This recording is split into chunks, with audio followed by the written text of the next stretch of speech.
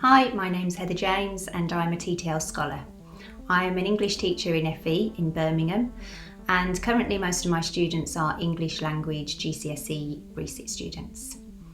This is a qualification that my research focuses on, and it began with the question, to what degree do the unseen texts in the exam discriminate against and exclude the students that I teach? My students come from Birmingham's southern inner circle, areas like Small Heath, Tyseley, Sparkhill, Sparkbrook, and many come from families who came to Birmingham from Bangladesh and Pakistan and India after the havoc wreaked by colonialism on their homelands. Many of my students come from the Mangla Dam region of Kashmir, where their villages disappeared underwater. In 2018, a 16-year-old student wrote a story about some friends having a picnic. This student had lived in 3 different countries. She spoke Mirpuri, Arabic, Italian and English. I'd been encouraging students to write from their own experiences, not least because the exam scheme uses the word convincing, and so I always encourage students to write about something they're familiar with, something that they know well. And she'd chosen names for her characters in her story, Amelia and Toby.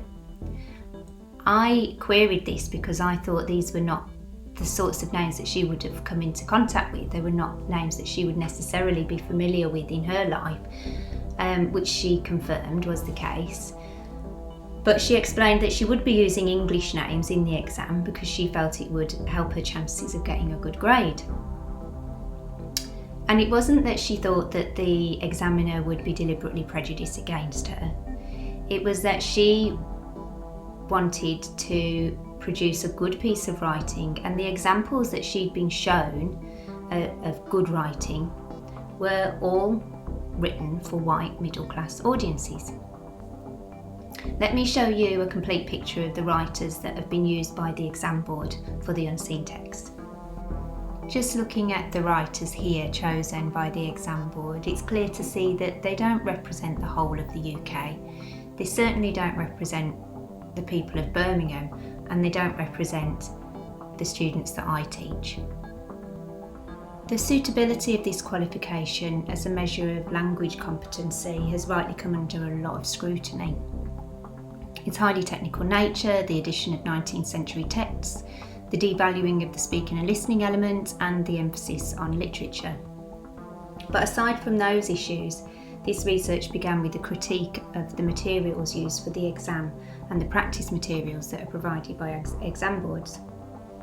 These are heavily relied upon by teachers because the qualification is so technical and 100% written exam, half of which requires the students to analyse unseen texts. I'll try and put it into context. In 1977, the concept of cultural capital was coined by Pierre Bourdieu and Jean-Claude Passeron as a way to explain how power in society was transferred and social classes maintained. In 1993, Nick Peam called for a critique of the subject of English in schools as a means to diagnose the subject's complicity with modes of thinking and institutional practices that are based on social discrimination.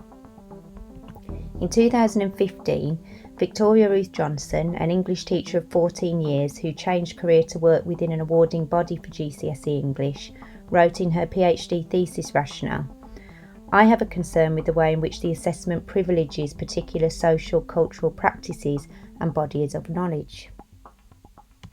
In May 2019, Deborah Pearson, Head of Curriculum English for AQA, stated in her podcast, named De-icing with Death and Jane Eyre's Flamingos, that often the barrier to students isn't a case of being unable to decode the words on the page, but it comes from a lack of knowledge about or familiarity with the subject matter, and this positions students as either insiders or outsiders privy to that knowledge. She goes on, and so the theory of cultural capital suggests by equipping students with broad cultural knowledge and experience, we put them at an advantage in terms of them being able to engage with text in an exam context. She goes on to say further, we being teachers, can't compensate for a student's home or family life and the context they're in, and then explains how schools can use backward planning. In September 2019, the ASCL wrote in their final report, The Forgotten Third, that the qualification has a subjective feel to it in terms of the materials chosen. And they go on to say that in the assessment criteria, there is no mention of a grade 4 standard pass equating to competency in one's own language. So we can see that the term cultural capital was coined as a way to theorise how culture is used in society to maintain power dynamics, but now it's a common term that teachers certainly are fully aware of. A requirement embedded into the curriculum and assessment criteria for English language, and a recognised barrier to students. The forgotten third in the ASCL report refers to those students who get lower than a grade 4, which is a standard pass, each year, and this is fixed by the frequency distribution of the grades. My students belong to this third, and they arrive disillusioned with the education system, demotivated with the subject of English, and lacking in confidence. What they need is to rebuild their confidence, and the materials that we provide them with is a crucial part of this. Students come out of the exam and complain that they didn't understand the unseen text.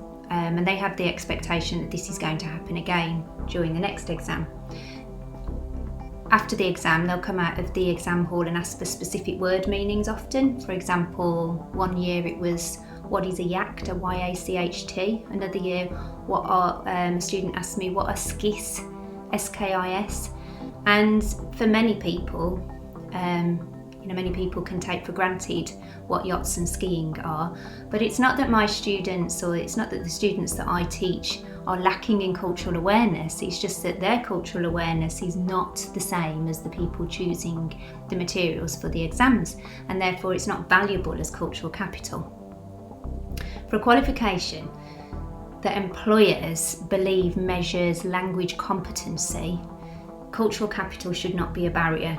And it's time that we ask ourselves, who decides what makes it as cultural capital, what is more valuable as cultural capital, and how it's being used to prevent certain young people from specific economic and cultural backgrounds from moving forwards in their education and their careers. I want to prepare my students for the exam, for the unseen text, but the first step to doing this is to arm them with critical faculties that give them the confidence to recognise writing for different audiences. We need to re-engage students with the subject by ensuring that they encounter writing that reflects their lives and their experiences and validates them, making those connections so that they understand why they enjoy reading certain things and they don't enjoy reading others. This involves finding writers who can also show students that they should be telling their own stories and not someone else's. So I'll leave you with the titles of some books, several of which are brilliantly edited short story collections that I hope contain the writers who my students will be inspired by and continue to read long after they leave education. And the voice of a student reading from an essay that she wrote about the GCSE qualification. Imagine an entirely different situation, a situation where thousands of students create thousands of different impressions of their lives. Each of them talks about what they are passionate about in any form. After all, each of us is different. Each time the examiner reads one student's work, he cannot wait to read the other's work. Wouldn't that be more interesting? Each of us having the right amount of time to write about the topic he loves, about which he wants to share with the world, we could create something marvelous. I like to believe that the form of the exam will change over the time, and that the way a student proves his or her skills will encourage free and deeper thinking and depend on the student themselves expressing their realities and issues. We live in a country where our voices count, and this one of our most important values, that the Department of Education should not take lightly.